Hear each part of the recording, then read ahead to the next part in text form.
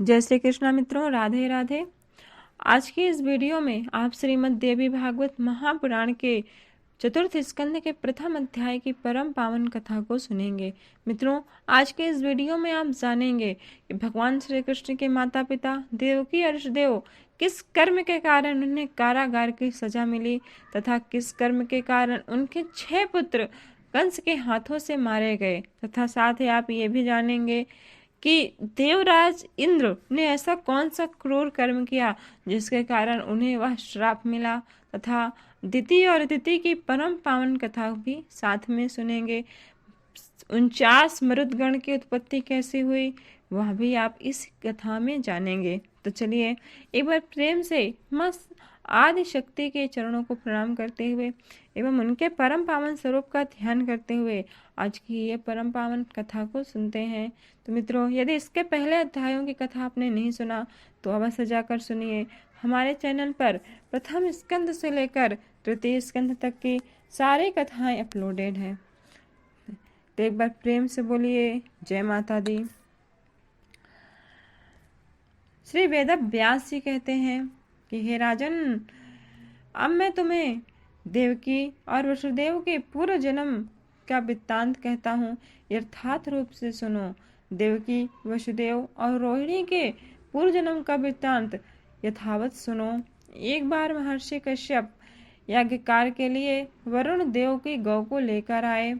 यज्ञ कार्य की समाप्ति के पश्चात वरुण देव के बहुत याचना करने पर भी उन्होंने वह उत्तम धेनु वापस नहीं किया।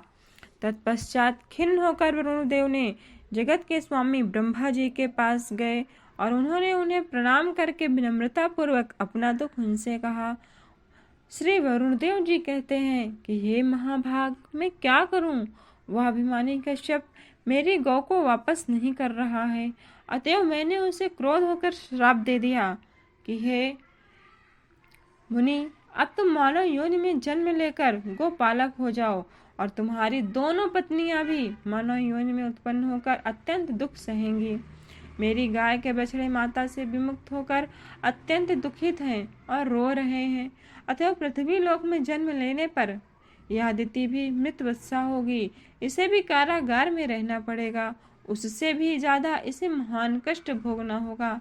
श्री व्यास जी कहते हैं कि जल जंतुओं के स्वामी का यह काव्यचन सुनकर प्रजापति ब्रह्मा ने मुनि कश्यप को वहां बुलाकर उनसे कहा कि हे महाभाग, आपने लोकपाल वरुण की गायों का हरण क्यों किया और फिर आपने उन्हें वापस क्यों नहीं किया? आप ऐसा अन्याय कैसे कर सकते हैं? हे महाभाग, न्याय को जानते हुए भी आपने दूसरों का धन हरण किया। हे महामते, आप तो सर्वज्ञ हैं, तो फिर आपने यह अन्याय क्यों किया?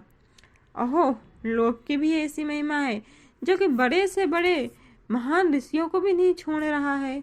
निश्चय ही लोभ पापों के खान नरक की प्राप्ति कराने वाला सर्वथा एवं सटीक साधन है। महर्षि कश्यप भी उस लोभ का परित्याग नहीं कर सकते तो और भला कौन कर सकता है? अतः मेरा तो यही कहना है कि लोभ सबसे ज्यादा प्रबल है। शांत स्वभाव वाले, जितेंद्रिय, प्रतिग्रह से प्रमुख तथा वानप्रस्थ आश्रम स्वीकार किए जाने पर भी वो मुनिलोक धन्य हैं जिन्होंने लोक पर विजय प्राप्त कर ली है। संसार में लोभ से बढ़कर पवित्र तथा निंदित अन्य कोई चीज नहीं है, यह सबसे बलवान शत्रु है। महर्षि कश्यप भी इस नीच अदिति ने भी अत्यधिक शोक संतप्त होकर अदिति को सुने। दिति के द्वारा उसकी अपनी बहन तथा इंद्र की माता अदिति क्यों श्रापित की गई? हे मुनिवर, आप दिति के शोक तथा उसके द्वारा प्रदत्त शाप का कारण मुझे बताइए। श्री सूत जी कहते हैं कि हे परीक्षित, सावधान होकर मेरी बात को सुनो। श्री व्यास जी कहते हैं कि हे राजन, दक्ष प्रजापति की दिति और अदिति नामक की 2 सुंदर कन्याएं थी। वो दोनों ही कश्यप मुनि की प्रिय तथा गौरवशालिनी पत्नियां बनी। जब अदिति के अत्यंत तेजस्वी पुत्र इंद्र हुए, तब वैसे ही ओजस्वी पुत्र के लिए दिति के भी मन में इच्छा हुई। उस समय सुंदर दिति ने कश्यप जी से प्रार्थना की कि हे मानद, इंद्र के समान बलशाली, वीर, धर्मात्मा तथा परम शक्ति संपन्न पुत्र मुझे भी देने की कृपा करें। तब कश्यप मुनि ने उनसे कहा कि हे प्रिय, धैर्य धारण करो, मेरे द्वारा बताए गए व्रत को पूर्ण करने के अनंतर इंद्र के समान पुत्र तुम्हें अवश्य ही प्राप्त होगा। कश्यप मुनि की बातें स्वीकार करके दिति उस उत्तम व्रत के पालन में लग गई और उनके ओज से सुंदर गर्भ धारण करती हुई वह सुंदर दिति पयोव्रत में स्थित रहकर भूमि पर सोती थी और पवित्रता का सदा ध्यान रखती थी। इस प्रकार क्रमशः जब वह महान तेजस्वी गर्भ पूर्ण हो गया, तब शुभ ज्योतिर्युक्त तथा दीप्तिमान अंगों वाली दिति को देखकर अदिति दुखी हुई, क्योंकि दिति के गर्भ से तेज निकल रहा था। कि दिति ने इतना ज्यादा व्रत पालन नियम किया था कि उसके गर्भ से ओज निकल रहा था। यह देखकर उसकी बहन अदिति बहुत ही दुखी हो गई और उसने अपने मन में सोचा कि यदि इंद्र के समान ही बलशाली पुत्र उत्पन्न हो गया तो निश्चय ही इसके तेज से मेरा पुत्र निस्तेज हो जाएगा, इसके सामने मेरा पुत्र फीका पड़ जाएगा। इस प्रकार चिंता करती हुई उस माननी अदिति ने अपने पुत्र इंद्र से कहा कि हे प्रिय पुत्र, इस समय दिति के गर्भ में तुम्हारा सबसे बड़ा शत्रु विराजमान है। हे शोभन, तुम सम्यक विचार करके उस शत्रु को मार डालो, जिससे दिति की गर्भोत्पत्ति ही विनिष्ट हो जाए। मुझे सपत्नी भाव रखने वाले उस सुंदरी दिति को देखकर सुख का नाश कर देने वाली चिंता मेरे मन को सता रही है। जब भी शत्रु बढ़ जाता है तब वह राग क्षमा रोग की भांति लगता है। इसलिए बुद्धिमान मनुष्य का कर्तव्य है कि वह ऐसे शत्रु को अंकुरित होने पर ही नष्ट कर डाले। हे देवेंद्र, दिति का वह गर्भ मेरे हृदय में लोहे की कील के समान चुभ रहा है, अतः जिस किसी भी उपाय से तुम उसे नष्ट कर दो। हे महाभाग, यदि तुम मेरा हित करना चाहते हो तो शाम दाम आदि के द्वारा तुम दिति के गर्भस्थ शिशु का संहार कर डालो। श्री व्यास जी कहते हैं कि हे राजन, तब अपनी माता की वाणी को सुनकर देवराज इंद्र मन ही मन उपाय सोचकर अपनी माता भी दिति के पास गए और पाप बुद्धि इंद्र ने विनय पूर्वक दिति के चरणों में प्रणाम किया। ऊपर से मधुर किंतु अंदर से विष भरी वाणी में विनम्रता पूर्वक कहा कि हे माता, आप व्रत परायण हैं और आपका अत्यंत दुर्बल तथा कृशकाय आपका शरीर हो गया है, अतः मैं आपकी सेवा करने के लिए आ गया हूँ। आप मुझे बताएं कि मैं क्या करूँ। हे पतिव्रते, मैं आपके चरण दबाऊंगा, क्योंकि बड़ों की सेवा से मनुष्य पुण्य तथा अच्छे गति को प्राप्त कर सकता है। मैं शपथ पूर्वक कहता हूँ कि मेरे लिए माता दिति तथा आप में कुछ भी भेद नहीं है। ऐसा कहकर इंद्र उनके दोनों चरण पकड़कर दबाने लगे। पाद सम्मादन का सुख पाकर सुंदर नेत्रों वाले उस दिति को नींद आ गई और वह सो गई, क्योंकि उन्हें इंद्र पर विश्वास था कि इंद्र कुछ भी उनका हित नहीं करेंगे।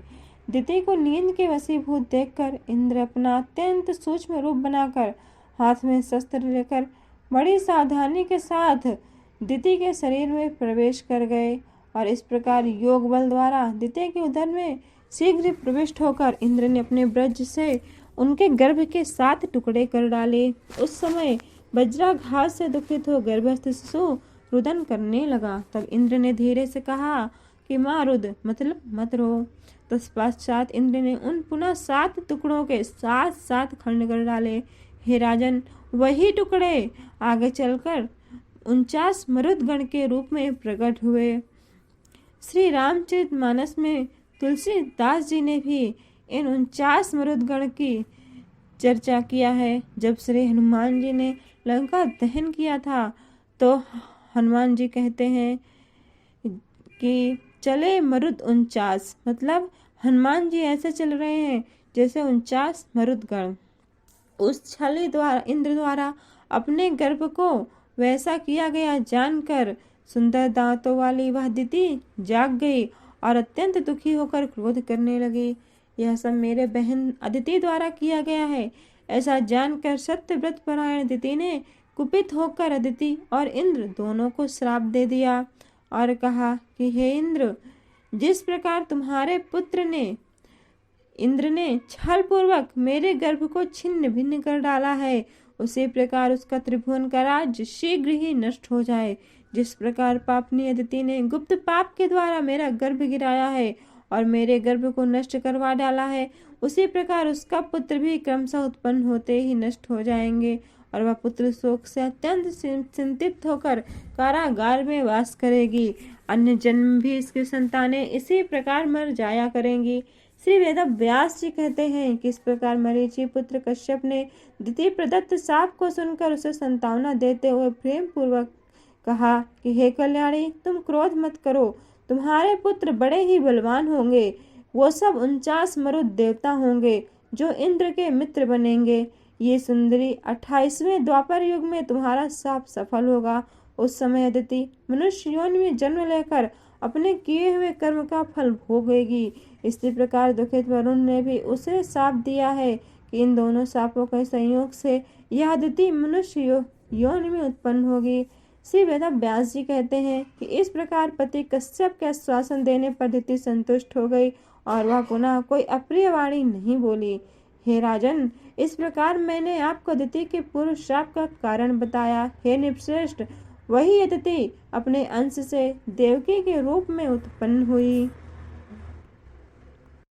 और कश्यप मुनि ही अपने अंशावतार से वसुदेव जी हुए और उनकी दूसरी पत्नी दिति रोहिणी के रूप में हुई। तो मित्रों, यदि आप परम पावन कथा आपको अच्छी लगी हो तो वीडियो को एक लाइक और अवश्य करें और ऐसे ही पौराणिक तथा रोचक कथाओं के लिए हमारे चैनल को सब्सक्राइब कर बेल आइकॉन दबाना ना भूलें।